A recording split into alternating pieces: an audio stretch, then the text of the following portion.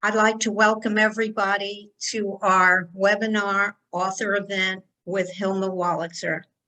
I am sure that most of you know of Hilma. She's been around for a very, very long time with her novels and short stories.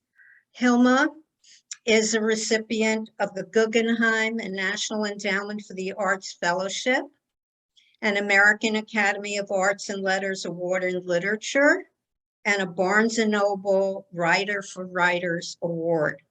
She has taught at the Iowa Writers Workshop, New York University, Columbia University, and the Breadloaf Writers Conference. Her first published story appeared when she was 36 years old, and her first novel 8 years later.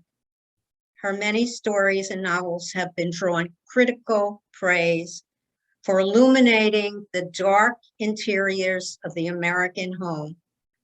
She lives in New York City, and we are so fortunate, Hilma, to have you with us. So welcome. Thank you.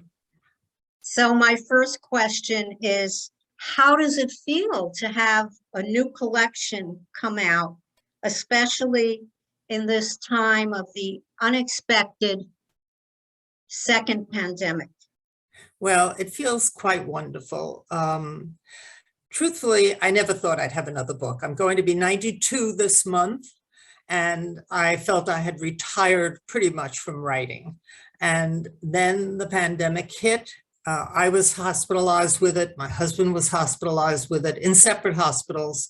He died 2 days before I was released from the hospital. And I came home in pretty much utter despair and alone because of the restrictions and the lockdown. And my younger daughter, Meg Wolitzer, who's a novelist and a very wonderful writer, and a wonderful daughter, was rereading some of my early short stories and came up with the idea of putting them into a collection. At first, I was very resistant to this. I was too sick and I was too sad. I was grieving. And after a while, though, I realized that I had to do something beside grieve, and that even at then 91, I had to have something to look forward to. And it really made a difference. That's wonderful. So it's, as a lot of people have said, that writing is a healing process. And I guess having people read your work is also somehow a healing process. I'd like to quote from Michael Cunningham, something that he wrote, and I'm reading from your book, the back of the book. And he said, and there are many people who've written wonderful things about your stories, but his in particular. Hilma Wolitzer sees the miraculous and the tragic in modest lives and domestic particulars, wonders that might pass as ordinary events to the untrained eye. She magnifies the world. She insists on one gorgeous sentence after another. And I wonder about that mix of the miraculous, or if you will, the tragic and the comic. How do you do that?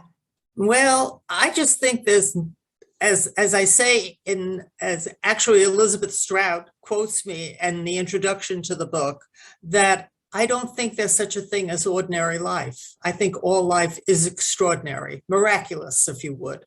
And therefore, what appears to be ordinary life, the domestic dailiness of our lives, is amazing to me and never ceases to be amazing to me. And I find stories within that very ordinary day. Yes, it's very clear, and how you intertwine the comic is absolutely wonderful, wonderful. And you mentioned Elizabeth Strout, who's one of my favorite authors as well. Me too. Yes, and that was my next question. Like, who are the authors you really admire, and how have they influenced you? Well, Liz Trout is certainly among them because Olive is one of my favorite characters in fiction. But before that, when I first began writing, there was Jane Austen and there was Grace Paley. Grace Paley taught me that it's okay. She gave me permission to write in a neighborhood voice, in a local voice, in my Brooklyn accent, if you will. And Jane Austen gave me permission to write about ordinary domestic lives. But of course, they're not just about ordinary domestic lives in Jane Austen. They're really about the whole political, social situation of women in Georgian times. When Jane Austen wrote these books, Mrs. Bennet isn't just a busybody mother trying to marry off her daughters. It's really urgent that she do this because there were very few choices for women in Georgian times. They couldn't inherit from their fathers. A nephew, a male relative, would inherit that daughter's portion rather than the daughter. So she had very few choices. She either got married or she became a governess, or what's lesser known is that she would become a prostitute. And these are the only ways, or she would go to live with family members and be in some sort of servile position. So I found out that there's more to the domestic life than just washing dishes and making dinner and putting children to bed. There's a whole political balance of power between a husband and wife, between parents and children, and it's all very interesting to me. And do you have any more contemporary authors that you admire besides, of course, your daughter? Well, I adore my daughter and I adore her writing. She's a wonderful writer. Right. Let's see. Now that you asked me, I wasn't prepared for this question. I was just downloading so many books onto my iPad, and now I can't even bring up one. Just give me a few moments on that. Well, don't worry about it. Let's talk about Megan Wolitzer and how is it to have a daughter who's also a wonderful writer, and what do you think she learned from you? Well, you'd have to ask her that. What do you think?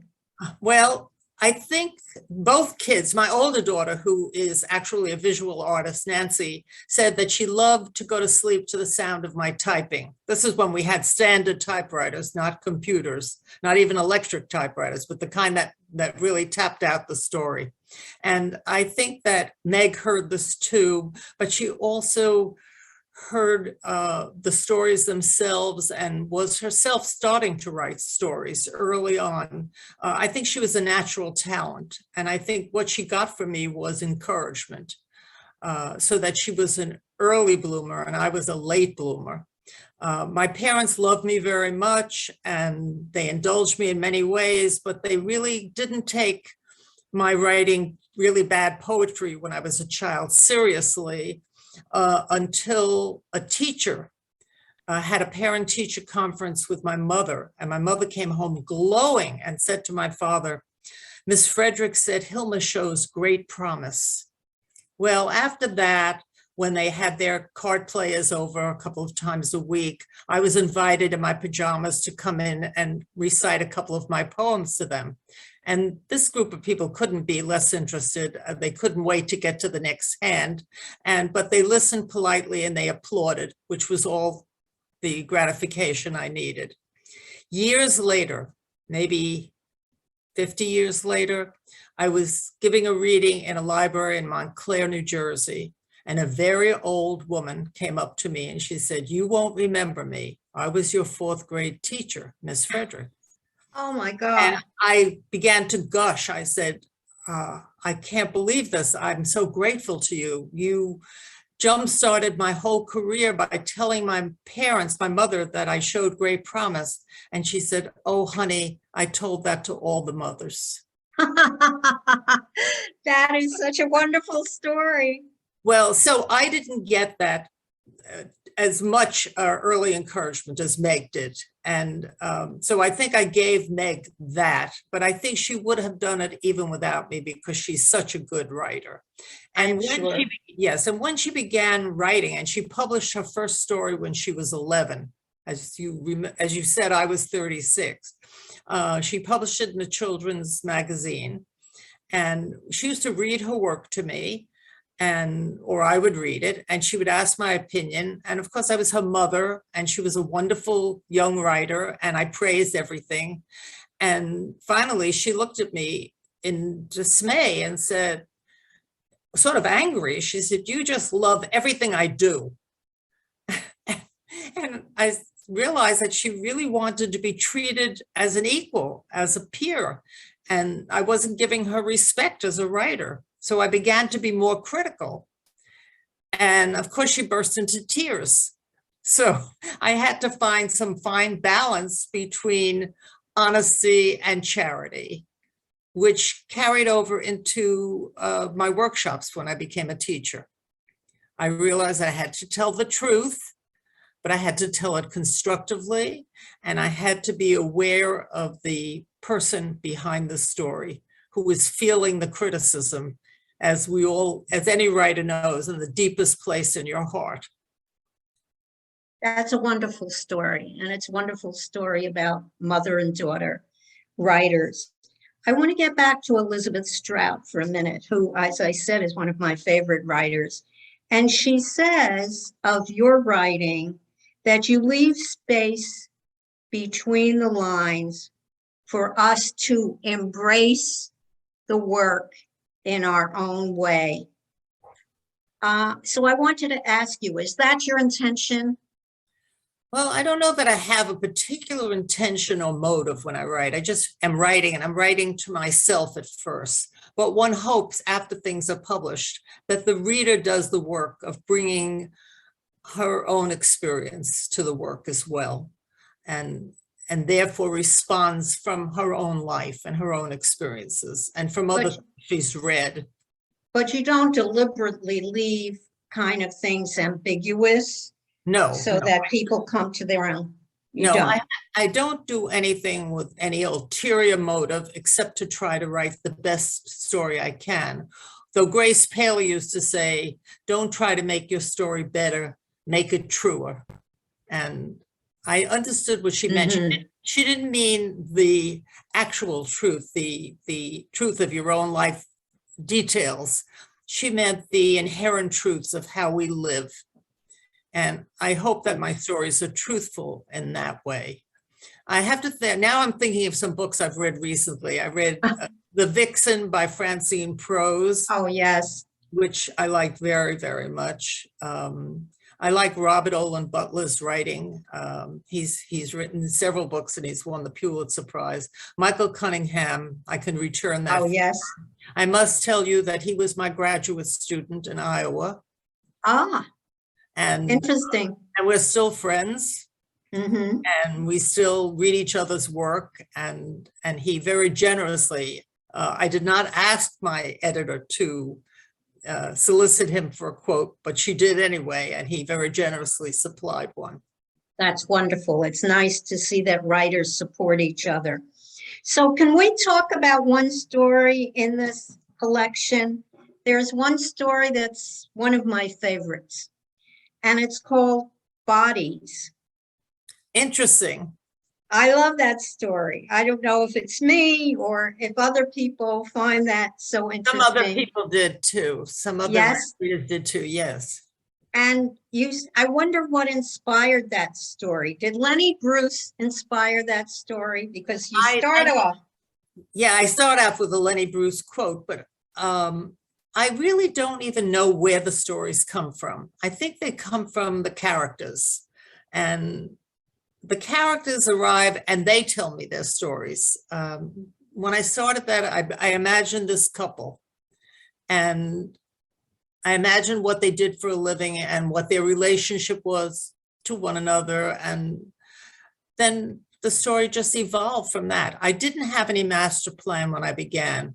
This is not the safest way to write, because you can write 150 pages and find out, Joe Heller had a book called Something Happened. I'm always afraid I'm going to have a book called Nothing Happened, because I will write 40, 50, 100 pages and realize it's not going anywhere and I just have to junk it.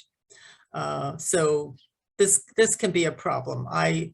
I sort of think about it as driving not quite blindly, but at night with sunglasses on. So I really can't see where I'm going until I get there.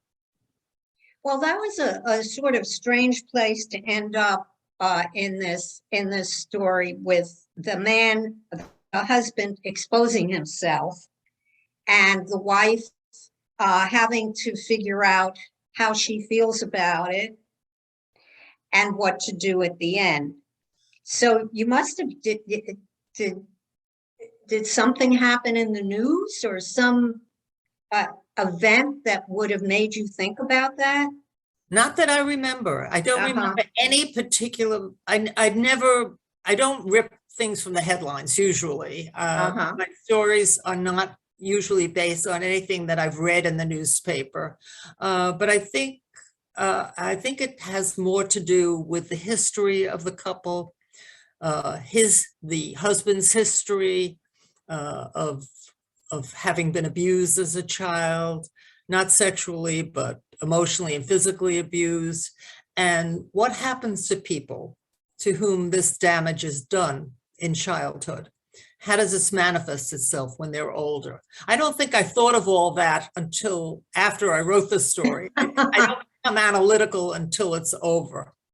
Right, and sometimes other people will say things that will make you think, is that what I meant, right? That's what I meant, right. And then readers sometimes look for symbolism that either isn't there or that I'm not aware of. And now I thought of another writer I like very much, Tayari Jones. Oh, yes. Who wrote a book called American Marriage. Yes. The wonderful writer. And Christina Baker Klein is a writer I like very much. There are just gangs of them. I'm going to keep coming up with them as we Thank you for sharing it. I just want to get back to into the body story for one more minute. I had another question about it, and that is, at the end, it was my interpretation that she had compassion for him and she forgave him. Is that what you intended? I don't think it's a question of forgiveness, because there was nothing committed against her directly. Right. I think it was a question of compassion and sympathy and understanding, perhaps, why this might have happened, how this evolved from his childhood to his mother's funeral. I mean, I was a little bit surprised by what happened in the story myself. Man goes off to his mother's funeral, and the next thing you know, he's arrested. And I was surprised by that. That seemed more dramatic than a more dramatic a turn than most of my stories take. And yet it seemed right. It seemed natural that this would happen, given who he was, and how she would react would be natural given who she was. Yes, and it's very interesting, but I'm in another book club, and we talked about this story, and people had very different feelings about it depending upon their own life experience. Of course. So, the writer will bring it to their own life experience, and two women who had never been married were so angry and couldn't understand how he would do such a thing, or that she could have any compassion for him. And this is my take on it. And the people who were married felt very differently. Because we learn to forgive our husbands a lot. Yes. I think this is part of the dynamic of marriage, is forgiving one another, compromising, learning to get along over and over and over again. I mean, I was married for 68 years before my husband died, and I had a lot of practice. Yes. And that brings me to another question, because your last story was your more contemporary story, and it seemed it was very personal. Well, it's more autobiographical than anything else I've ever written. I Yeah. would have little autobiographical details in some of the stories. For instance, my mother was a great Mrs. Malaprop. And though she's not the mother in the stories, some of her lines in life were so great, I had to use them. She's not the character, but I borrowed some of her sentences. But that story, it was after my husband died and in the midst of COVID, and after I had survived it somehow, that I began to be just obsessed with talking about it. And also, as I said, because that was part of the process of grieving and healing as well, was writing it down. Remember that when people died of COVID, when they die of COVID, you can't have any of the usual rituals of mourning. You can't have a funeral. You can't have anybody visit you. You can't put your arms around your loved ones. I was alone. My children were alone. My husband was alone most of all during his last hours and during his last weeks and his last hours. And then finally, after he was gone, he was totally alone. So writing that story was a way of grieving and coming to acceptance of what had happened. Because for a long time, it really did seem to me that he hadn't died, but he had vanished, that he had disappeared. And I remember Joan Didion in her book about her husband's death. I think she kept his shoes, thinking he might come back and need them. When I got out of the hospital, the place was as we had left it. I mean, my husband was taken by ambulance a week before, and then I came down with COVID and was home for about a week with it and just dropping my clothes and the dishes and everything everywhere. The place was a mess. The bed was unmade. The laundry was undone. You know, there was nothing. So when I came out of the hospital, he was dead and his shoes were still next to the bed, as if he would just step into them. His many pair of drugstore reading glasses, there was a pair on the bed as well. His pills were on the night table. So it did seem as if he hadn't died. Surely these things wouldn't still be there if he had died. He had vanished and he'd left all this paraphernalia behind. So writing about it in that story, The Great Escape, made me say, yes, I have to mourn. I have to get on with it. He is gone. He didn't vanish. He died. And it led me to a kind of acceptance. It led me to a kind of peace. And it was comforting in some way, and in the way that you have to comfort yourself sometime when nobody else can do it for you. Yes, I can see that. And yet some of it has a kind of comic tone to it about him and who he was and your relationship. Well, to me, it may be part of my Brooklyn Jewish background. I don't know, but it seemed to me that I was raised during the Depression when things were very difficult. And yet I remember a lot of laughter in the house. And I remember we were really poor. My father was out of work, and then he was a full of brush salesman, and then he was something else.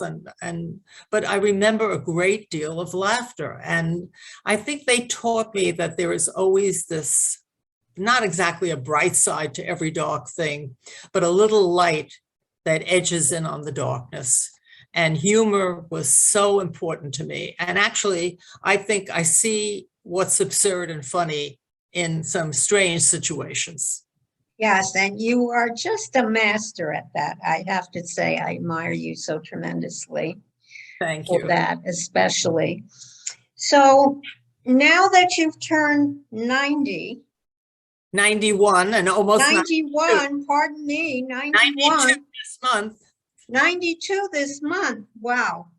Has your perspective changed? Would you write your stories any differently today than you wrote them 20 or 30 years ago? You know, perhaps, I'm not too sure.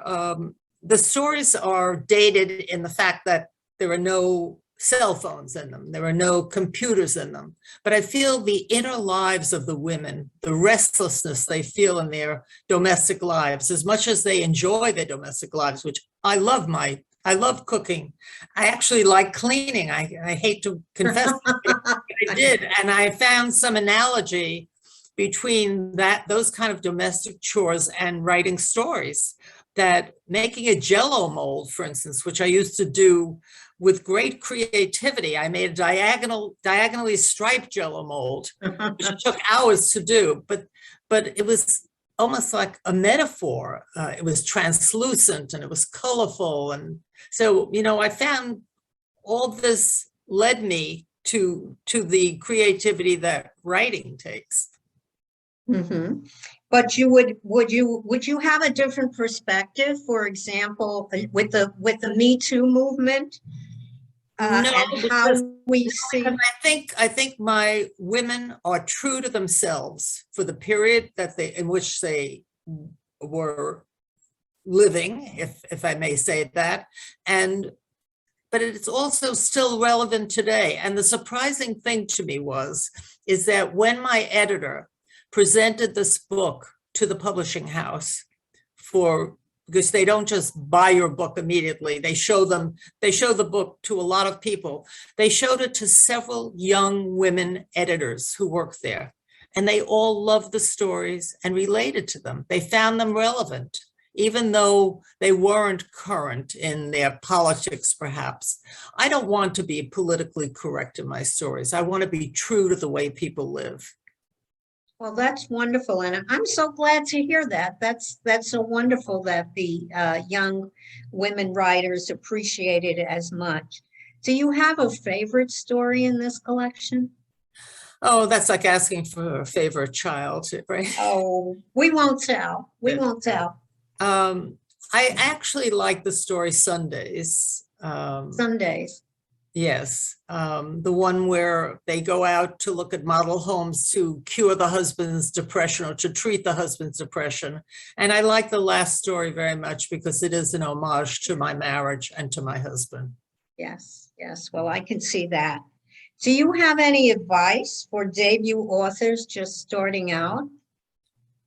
Yes, read everything you can and read your own work aloud, because if you read it aloud, you're going to hear things that you wouldn't notice when you just look at it on the page. You'll hear whether there's musicality. You'll hear whether there are any clunkers in it. You'll hear repetitions. I had a friend who wrote a novel. She was a published novelist, and she gave me a story to give a critique of, and I realized that she had all these fish references. He was fishing around. She was floundering. I mean, there were so many references in one page, and she just began to laugh. But had she been reading it aloud, she would have heard that this was happening and that it was kind of absurd. And we both had a good laugh, and then she changed it. Very good. That's very good advice. I think our writers would appreciate that. Do you have any new books on the horizon or any new writings? I have been writing a lot of stuff for the promotion of this book, believe it or not. I've been asked to write a lot of essays, and the Wall Street Journal asked me to do a piece on 5 books that I like very much that might be in some way related to my book. And I did that, and it was very difficult to do. And when I was finally done with it, the book came out in the UK, and the Manchester Guardian asked me to do 10 books on a subject related to mine. In the Wall Street Journal, I did it on the domestic lives of men and women. And in the Manchester Guardian, I did it on fiction of the 70s. And several of these stories came out. And then there's something called LitHub, which is a wonderful web page that I get in my email all the time. And I did an essay for them called, I called it Writing in Old Age. I can't remember. I think they changed the title of it, but it's about what it's like to write in your 90s, as opposed to what it was like when I was somewhat younger. And as I said, I was a pretty late bloomer. I was in my 30s when I began writing seriously as an adult. My daughter was 22 when her first novel was published. I was 44. What is it like to write in your 90s? Well, at first I was afraid that because one loses language as you get older, you need 5 people to come up with the name of like Ida Lupino. You can watch the movie but can't think of her name, or you can't think of the name of the dish you're eating. Suddenly I was worried, particularly of nouns that, as I said, are like buttons that roll off your shirt and they roll under the bed and you can't bend down anyway, so you'll never find them again. But I found when I'm writing, even in my 90s, the language came just as it did when I was younger. I couldn't type fast enough. It really was amazing. That was the final story is a 28-page manuscript, and I did it in a week. A first strong draft. I do believe in revision. You have to read it again and again and again. And if you change one word, you have to read that new word in context. Mm-hmm. But the computer makes it so much easier, right? It makes it easier, but it makes it a little too easy. And I think it's a good idea to print out your pages and mark them up with a pen or a pencil, and then go back and put these changes into the computer, and also have some permanent history of what you did before. Because when you change a story on the computer, it's just like, it's always the first draft. There's no record of process. And you do need that record. If you look at the Paris Review interviews with people, they show a manuscript page very often. And some of them, you can't even decipher a word. They're so marked up. That's true. That's true. So that Right, is I'm sure you go through this too. Yes, yes, yes. And I do exactly what you do. First I revise it on screen, but then I print it out and I mark it up, and then I put it back in the computer. It's a little arduous to do it that way, but somehow I see things in print that I don't see when I'm on the computer. Absolutely, absolutely. You do see things differently, and you can carry it around with you. You can take it to bed with you. You can take it into the kitchen, put it on the counter while you're making the potatoes. I mean, it does make a difference. Yeah. And I appreciate the opportunity to revise.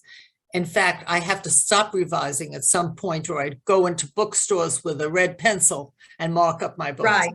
And that's so true, that everything you ever write, when you look back at it, there are always things you can change. Always. Always. In a way, writing is revising. Exactly. It's almost synonymous with it. Right, because I actually revise as I'm writing. I write 1 word, 2 words, 3 words, and then I go back to the first word and change it. But then I have to read the second and third word and see if they still work now. Right. So this has just been wonderful. It's been wonderful talking to you. And this book, Today a Woman Went Mad in the Supermarket, I didn't even mention the title of the book because I know that everybody has either read it or will go out and buy it and read it. And now I'd like to open our session to any questions that the audience may have, and I will turn it over to Debbie. Okay, thank you. Thank you. This was wonderful, and the book is just amazing. So I highly recommend it to everyone. So while we're waiting for people to submit questions, I'm just curious about. You said your first novel came out when you were 36? 44. Oh, but your first. What came out when My first story came out when I was 30. First story. So what happened before that? Why were you busy with other things? Were you not ready? I mean, what? As I said, I wrote that bad poetry when I was a child, and I got married when I was 22, and my husband was in the Marines, and we were living in North Carolina, and I wrote a short story and sent it to the New Yorker because I didn't know where else to send it. And it was turned down, but it was turned down with a personal rejection slip that said, in handwriting, try us again. And that was more success than I could handle. So I didn't write another story until my mid-30s, and that was a story that came out in the Saturday Evening Post. And also talking about freedom for a woman, at that point, I bought my first car with the proceeds of that story. Oh, that's great. So talk about the process or the difference between writing short stories versus the novel. Do you have a preference or? Well, I don't have a preference really, though I did enjoy writing short stories until I began writing novels. Then I found I almost lost the ability to write short stories. Everything became a novel. And I don't think of the novel as just being longer, but being wider somehow, being broader, more inclusive. The waitress who comes to the table to take your order in a short story might become a character in the novel. We might follow her home in addition to the protagonists of the story. It's more inclusive. John Cheever used to say that a short story was something you read while you were waiting to see the dentist. And I think that a novel is something you write while you're having root canal, something like that. A short story is the capturing of a moment usually, but not necessarily. You have Mrs. Dalloway, which is a novel that takes place in one day. And then you have the Canadian writer, Alice Munro, who wrote these glorious stories, short stories that took place over a whole lifetime. So there were no rules, or if there are rules, they're made to be broken. All right, people are being slow with typing in questions. I guess you answered everything. So I'm curious, and I ask all the authors this, how writing, publishing, doing book tour has changed in the times of COVID. Have you been able to? Can you speak up, Debbie? We can't hear you. I'm curious how the writing, the publishing, and the book tours or the virtual book tours have changed in the time of COVID. Do you? Well, I haven't been in a bookstore, I'm sorry to say, since COVID began. I haven't been in a supermarket either. I go to a tiny little grocery store in the neighborhood occasionally, wearing a mask and glaring at anybody who's not wearing one. So it's really difficult. But I think that people are still reading, and I think they're still buying books. Though there was something in the Times today that in the business section that said they weren't reading as much. I'm curious about that. I want to follow up on that story. But I know my friends are reading because I read to be informed, to be entertained, and to be consoled. And I think right now I need all those things, particularly in my life, because there's so little going on in the interaction between me and other people. Most of it is on Zoom or on the phone, and there's so little real personal contact that stories are a way. Reading stories, reading biographies, reading essays are a way of being in contact with other people.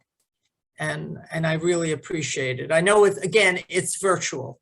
It's not, you can't put your arms around a book. Oh yes, you can put your arms around a book, but you can't put your arms around the author. Let's put it that way. So I appreciate reading right now. I think it's a tremendous help. And I think there is a difference during this time of COVID, because I used to love to go into bookstores and see people sitting on the floor reading books with their back against a stack. That was a wonderful thing to see. And I also used to love to go to bookstores to hear writers read, because hearing the books in their own voices was very special. And I miss that. But then you have the Zoom reading, so that's a substitute. So Georgia is asking, where did you grow up? And I guess I'll expand on that by asking, have you lived in different places? I'm sorry, I couldn't hear that. Have you lived in different places? Where did you grow up? And have you lived in different places? I've lived in many places for short periods of time. I grew up in Brooklyn, as you may be able to tell by my accent. I live in Manhattan now. When my husband and I were married, we moved to North Carolina where he was stationed. But over the years, I've been teaching at Iowa, Alaska. I taught at Swarthmore. I taught at Vassar. I taught at Washington University. These were short residencies, but I went back to Alaska 3 times, which was very exciting. And I don't think I would have gone there had I not been a writer. And this was very exciting. I got to see the Northern Lights. I got to actually teach a class in a prison in Fairbanks. So my life has definitely been enhanced by my writing. We have it's more of a comment from Ronnie. She said, my grandfather used to say, if one likes to read, they will never be lonely. Could you say that again? My grandfather used to say, if one likes to read, they will never be lonely. Oh, that's a wonderful saying. I absolutely agree, because writing, as I say, is a solitary process, but it's not lonely because your head is mobbed with characters. And the same thing could be said for reading. It's crowded with events and characters, and it's just not lonely. I don't even feel lonely now. There you are with your faces on the screen, and I'm happy to see you. You know, I wondered, I have another question, and that is about audio. Many people surprisingly listen to books on audio rather than reading them. Is your book going to be made into an audio book? It is already, and it's Oh. narrated by a wonderful reader named Hilary Huber. And I actually, in the UK, was interviewed by a man who has a literary blog, and he happens to be blind, and he had listened to the book in the audio that is also available in the UK. And I have to say, this has been a very thrilling experience, because I just got a letter the other day from a woman in Ireland. I had gotten a very good review in the Irish Times, and she wrote the most wonderful sentence. She said that the stories to her were as satisfying and clear as glassware removed clean from the dishwasher. And I love that. I will love that line. It's original. And she said they were sparkling and satisfying as glassware removed from the dishwasher. And to me, I said, you must be a writer, you must be a poet to have come up with that line. So this has been far reaching, and I think that Zoom has changed my life. I never thought I would like Zoom. My first experience with it, I didn't know what I was doing. I forgot that I didn't have a touch screen, and I didn't get any sound, and I was poking it with my finger. I was poking the screen with my finger. I forgot that I had to use my mouse and didn't even understand it. But after a while, I figured it out, and now it has been a lifesaver. Yes, and it's brought us all together And because, here we are today. yes, and you know that the Transition Network is a national group. And so we have many people probably participating in this webinar who are from other chapters all over the country. That's thrilling, I must say. That's Yes, there's somebody from Marietta, Georgia. lovely. Wow. Janice Levine. She's from Marietta, Georgia. I'm very happy to hear that. Do we have any other questions? Well, someone's asking a question. Ellen's asking a question. When you were asked about favorite authors, your answers were, I don't know if they were all women or mostly women. And she's asking if you're familiar with Amor Towles. I'm sorry, I couldn't hear the name. I don't know how to pronounce his name. Amor Towles. Oh, I haven't read the book. My daughter actually interviewed him at the 92nd Street Y virtually, I believe. And I know the book is enormously popular and I look forward to reading it, but I haven't read it yet. But that And I didn't mention just female writers, I have to say, because one of my favorite writers of all time is Evan S. Cannell, who wrote Mrs. Bridge and Mr. Bridge. And I have to say, too, that I'm going back and reading writers I read a long time ago, like Elizabeth Hardwick and Elizabeth Bishop, and a lot of poets, too. Philip Levine, Philip Larkin, the Elizabeths, the Phillips, they come back. And my bookshelves are bulging, I must say. They seem to be growing books as I sit here. And I have to keep thinning them out a little bit. And new books seem to crowd in. What about Philip Roth?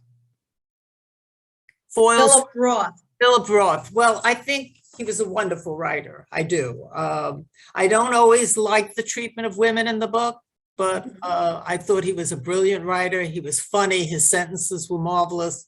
His stories were inspired. I met him a few times. I had the very good fortune to be giving a reading at the University of Pennsylvania.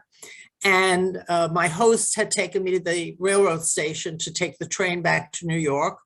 And I said to him, "Isn't that funny? There's a man there who's the image of Philip Roth." And he said, "It is Philip Roth. Would you like to meet him?" And this was just about after Portnoy had come out. And I said, "I'd love to," not knowing that he was quite a complicated man and not always easy to know.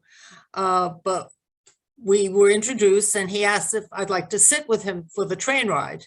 And of course I said yes. And it turned out to be more or less an interview, me interviewing him, asking him a million questions because I was very curious. And he told me that his father, who he adored, and one of his best books is Patrimony, about his father.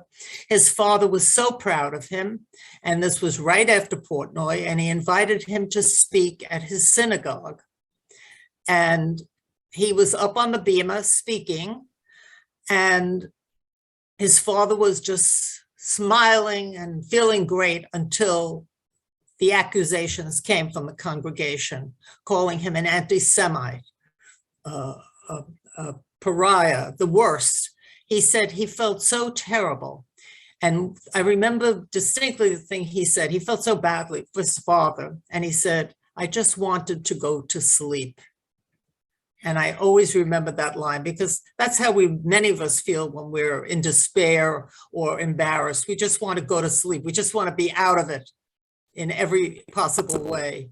And so that was my introduction to him. And then I met him in Bloomingdale's a few months later, and he tapped me on the shoulder and said, "Hello." And he was, I believe, living with Claire Bloom at the time. I don't know if they were married. And he tapped me on the shoulder to ask me if I thought she would like a blouse he was thinking of buying her. So that's my experience with Philip Roth. Not very literary, I must say, but still memorable. That should go into some kind of short story. Well, maybe. I have to say, though, he did tell me, and I loved Goodbye Columbus. I thought those stories were amazing, and they were written by a 22 or 23-year-old man. And he said when they came out, he was in Penn Station, and he picked up a copy of Time and Newsweek, and there were raves about that book, and he was thrilled.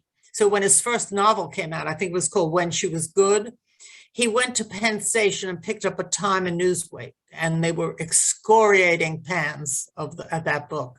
And he vowed that he would never read another review again. And I don't know if that was true or not, whether he carried through on that. But I understand the feeling.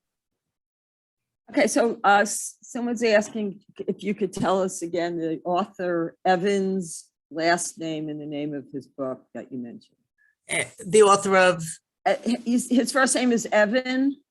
Evan S. Cannell, who wrote Mrs. Bridge. Cannell, Connell. Is that the one you mean?